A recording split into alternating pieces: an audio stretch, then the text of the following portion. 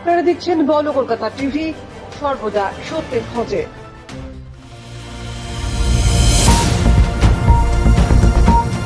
নমস্কার, বলো কলকাতা টিভির পর্দায় আমি পায়েল রয়েছি আপনাদের সঙ্গে।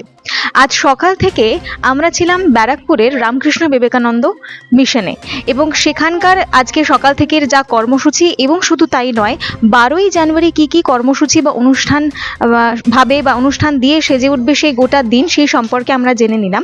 আর এই মুহূর্তে বিশেষতভাবে আমরা যে জায়গায় দাঁড়িয়ে রয়েছি তা হলো রামকৃষ্ণ বিবেকানন্দ ব্যারাকপুর মিশনেরই আরও একটি শাখা, সূর্যপুর। আমরা এই মুহূর্তে দর্শন করব এখানকার যে মাতৃ মন্দির রয়েছে, সেই মাতৃ মন্দির। আসুন এখানকার ভেতরের দৃশ্য এবং এখানকার ভেতরের যে অ্যাম্বিয়েন্স তা আমরা উপলব্ধি করি, এবং শুধু তাই নয়, সেই ছবি তুলে ধরি আপনাদের সামনে।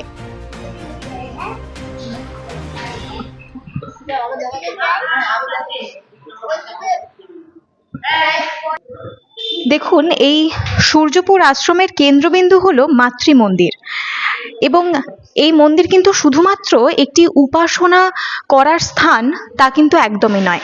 এখানে প্রবেশ করলেই একটা আলাদা রকম আমেজ, একটা আলাদা রকম ভাইব, যেটাকে খুব সহজ সরল এবং এখনকার চলতি ভাষায় যেটাকে আমরা বলে থাকি, সেই ভাইব কিন্তু আমরা এখানে ফিল করতে পারবো। এবং এখানকার যে পরিবেশ, সেই পরিবেশের মধ্যে একটা আধ্যাত্মিক ছোঁয়া রয়েছে। এবং সেই দৃশ্যগুলি দেখুন, আমরা যে মনি ঋষিদের, যে মহান ব্যক্তিত্বদের দর্শন, যে মহান ব্যক্তিত্বদের আদর্শ আমরা মেনে চলি, তাদেরকে কিন্তু এখানেই আমরা শুধুমাত্র স্মরণ করতে পারবো তা নয়, কারণ তাদের ছবি এখানে আমি দেখাতে অনুরোধ করবো। এখানে দেওয়ালে কিন্তু তাদের অনেকেরই ছবি রয়েছে, এবং তাদের যে দর্শন, তাদের যে আদর্শ, সেই আদর্শ কিন্তু এই গোটা ঘর, এই গোটা মন্দিরের মধ্যে কোথাও না কোথাও প্রত্যেকটি দেওয়ালে, প্রত্যেকটি কোণায় যেন ফুটে উঠছে। এবং যেমনটা বলছিলাম, এই যে মাতৃ মন্দির, বিশেষতভাবে এখানকার যে মায়ের মুখ, প্রতিমার যে মুখ, মায়ের মুখ, সেই মায়ের মুখের মধ্যে একটা আলাদা রকম মাতৃত্ব রয়েছে, একটা স্নিগ্ধতা রয়েছে। ঠিক মাতৃ প্রতিমা বা মায়ের দর্শন যেরকম হয়, ঠিক সেই রকম ছোঁয়া আমরা এখানে উপলব্ধি করছি এবং অনুভব করছি। এবং স্পষ্ট একটা জিনিস কিন্তু বোঝা যায় যে এই মিশন বিশেষ করে শুধুমাত্র যে উপাসনা, ধর্ম, এই বিষয়গুলোকে গুরুত্ব দিচ্ছে তা নয়। ধর্ম এবং আধ্যাত্মিকতা যে একে অপরের সঙ্গে হাতে হাত মিলিয়ে চলে, তাও কিন্তু এই মন্দিরের মধ্যে প্রবেশ করলে উপলব্ধি করা যায়, অনুভব করা যায়। কারণ আধ্যাত্মিকতা ছাড়া বা আধ্যাত্মিক চেতনা ছাড়া ধর্মের সত্যি কোনো মূল্য নেই। শুধুমাত্র পুজো এবং শুধুমাত্র আমরা যেটাকে বলি উপবাস, যেটাকে আমরা উপোস বলি খুব সহজ ভাষায়, সেইগুলোর মধ্যেই যে আমরা ভীষণ আধ্যাত্মিক তা প্রমাণিত করা সম্ভব নয়। কিন্তু এখানে এসে যে উপলব্ধিটা করছি, তার মধ্যে একটা আধ্যাত্মিক চেতনা রয়েছে, তার মধ্যে একটা আলাদা রকম অনুভূতি রয়েছে। সেইটাই কোথাও না কোথাও আমাদের মধ্যের যে চেতনা, আমাদের মধ্যের যে মনুষ্যত্বের দর্শন, তা কোথাও ফুটিয়ে তুলছে। আপাতত এই পর্যন্তই। এরকম ধরনের আপডেটের জন্য চোখ রাখুন বলো কলকাতা টিভির পর্দায়। ঠিক যেমনটা কথা দিয়েছিলাম, বলো কলকাতা টিভির পর্দায় আরও একবার আমি পায়েল রয়েছি আপনাদের সঙ্গে, এবং আরও একটা নতুন আপডেট নিয়ে। ঠিক আগের আপডেটে, আগের এপিসোডে যেমনটা দেখিয়েছিলাম সূর্যপুরের মাতৃ মন্দির, আর সেই মাতৃ মন্দির ছাড়া এই মুহূর্তে আমি যেখানে দাঁড়িয়ে রয়েছি তার নাম, সেই বিল্ডিংটার নাম হলো আশা কিরণ। আসলে আমরা প্রায়শই বলি যে আমাদের প্রত্যেকের জীবনের কেন্দ্রবিন্দু বোধহয় আশা। মানে এই মুহূর্তে আমি দাঁড়িয়ে রয়েছি আশা কিরণের যে রান্নাঘর এবং যেখানে রান্না তৈরি হয় সেই জায়গায়। এখানকার আশেপাশের পরিবেশটা দেখলে আপনারা বুঝতেই পারবেন যে এখানে একদিকে যেরকম নানান সামগ্রী রয়েছে, খাবার দাবার থেকে শুরু করে স্টোভ, আবার অপর দিকে কিন্তু আমার ঠিক পিছনে লেখা রয়েছে যে ডু নট ওয়েস্ট ফুড, অর্থাৎ খাবার নষ্ট করবেন না।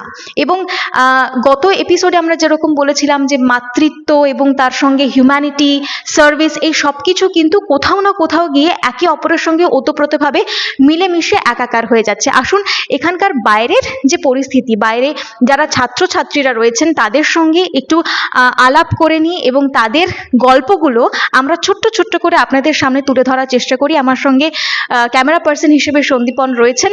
আমরা একটু একটু করে তাদের কাছে চলে যাব, কারণ আমরা সত্যি কথা বলতে কোথাও না কোথাও আমরা আশার মধ্যেই কিন্তু আমাদের জীবনটাকে গুছিয়ে তোলার চেষ্টা করি, গড়ে তোলার চেষ্টা করি, এবং তাদের এখানে জীবন যাপন কেমন, তারা এখানে কিভাবে রয়েছেন এবং তারা এখানে কিভাবে দিন কাটাচ্ছেন, বিশেষ করে নতুন বছরকে কেন্দ্র করে, সেটাও কিন্তু একটা খুব ইম্পর্ট্যান্ট এবং ইন্টারেস্টিং দিক। আমার সঙ্গে এই মুহূর্তে এখানকার স্টুডেন্টসরা রয়েছেন, আসুন তাদের সঙ্গে কিছুটা কথা বলে নেওয়ার চেষ্টা করি আমরা।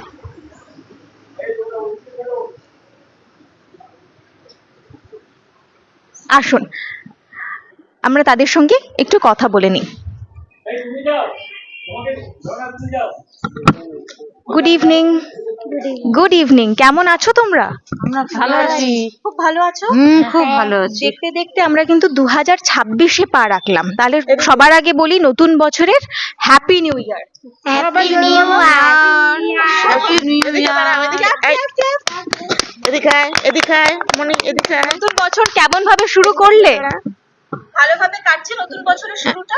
হ্যাঁ হ্যাঁ হ্যাঁ, আচ্ছা, তো এখানে এই কতদিন ধরে রয়েছো?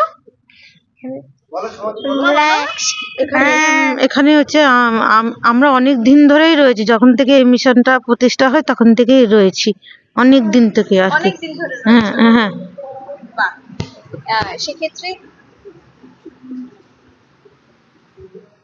সেক্ষেত্রে তোমাদের মধ্যে বন্ধুত্ব কিরকম, মানে বেস্ট ফ্রেন্ড কেউ আছে?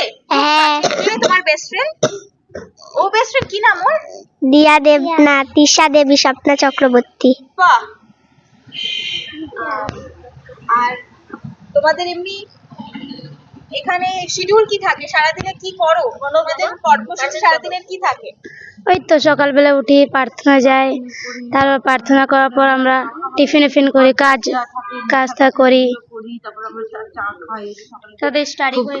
তারপরে সব স্কুল টিস্কুল যাওয়া হয়, তারপরে গান টান, এখানে গান টান সব শেখানো হয়, সবকিছু শেখানো হয় এখানে।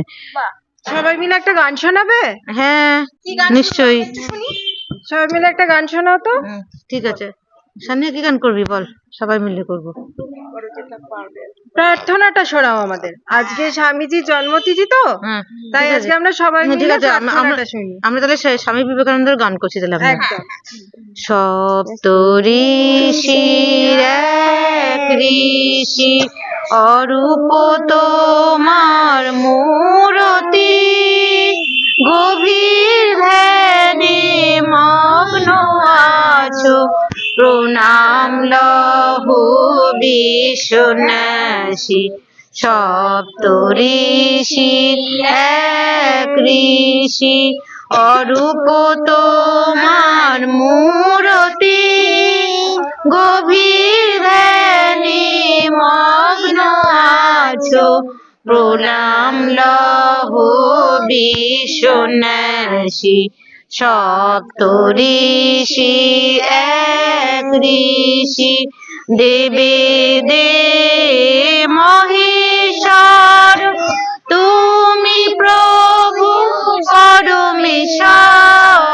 দেবে দে মহেশ্বর, তুমি প্রভু পরমেশ্বর।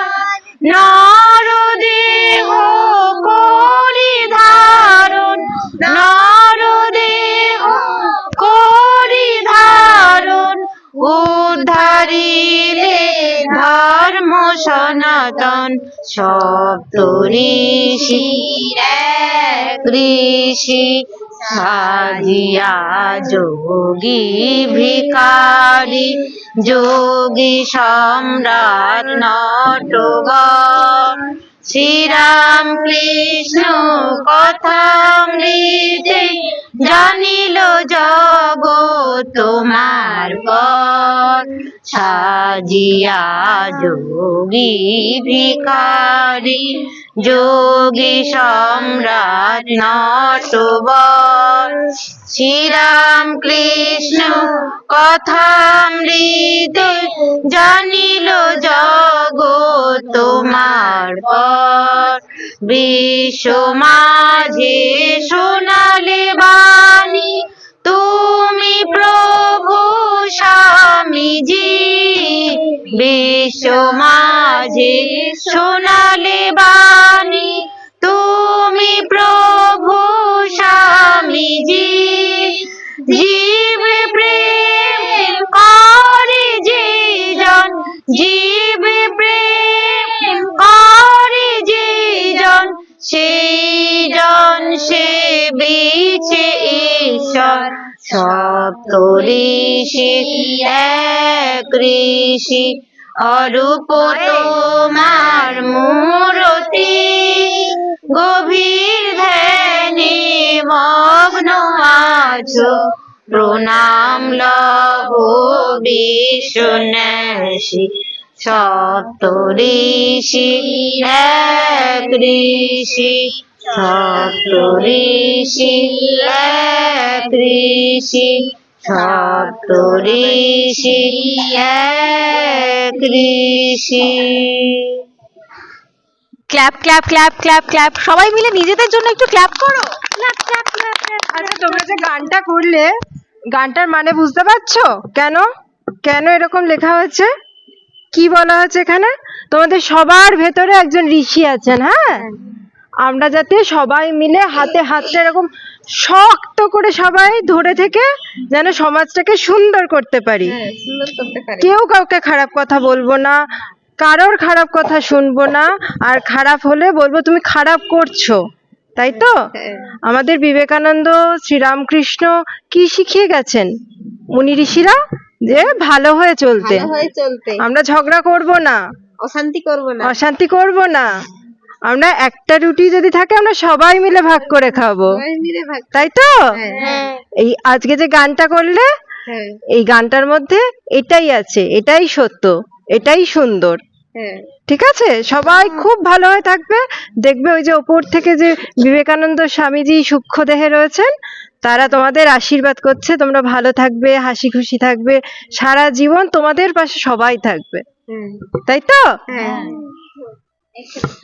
ঝর্ণাদি, সাধারণত আমরা আপনাকেও দেখি নানান এই ধরনের কাজের সঙ্গে যুক্ত থাকেন এবং আপনি নানান মানুষদের সঙ্গেও মিশতে হয় তার কারণে। সেক্ষেত্রে এই প্রশ্নটা ভীষণ প্রাসঙ্গিক।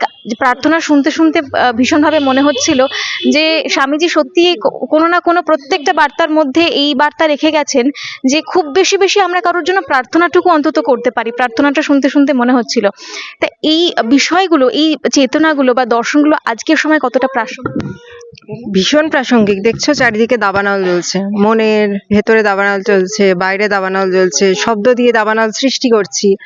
তা এখন যদি স্বামীজির এই পথকে আমরা অবলম্বন করি তবেই বোধহয় আমাদের সমাজটা সুস্থ থাকবে।